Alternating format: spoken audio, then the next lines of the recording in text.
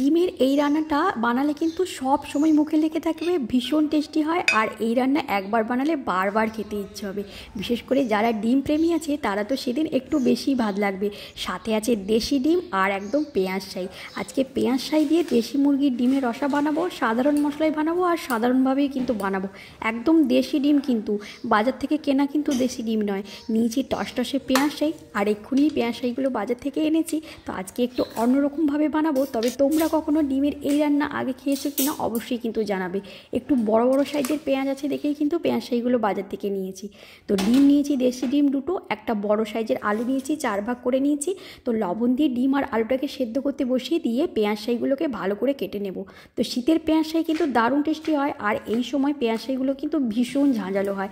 তো একটু বড় বড় সাইজের পেঁয়াজ শাই দেখেই নিয়ে এসেছি। তবে এই সময় শীতের শেষের দিকে যেহেতু পেঁয়াজগুলো একটু কিন্তু বেশি বড় হয়ে গেছে, তবে আজকে আমি ডিমের রান্নাটা এইভাবে করছি।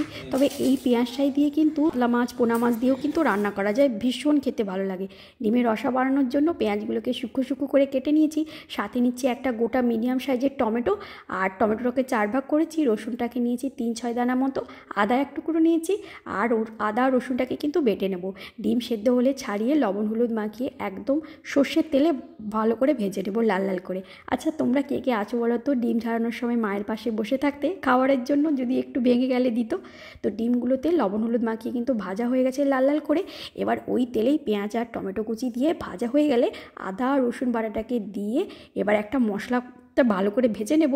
তো এদিকে একটা পেস্ট বানাচ্ছি, 1 চামচ হলুদ, 1 চামচ লবণ, গরম মশলা আর 1 চামচ লঙ্কার গুঁড়ো দিয়ে জল দিয়ে ভালো করে মশলাটাকে পেস্ট করে নেব।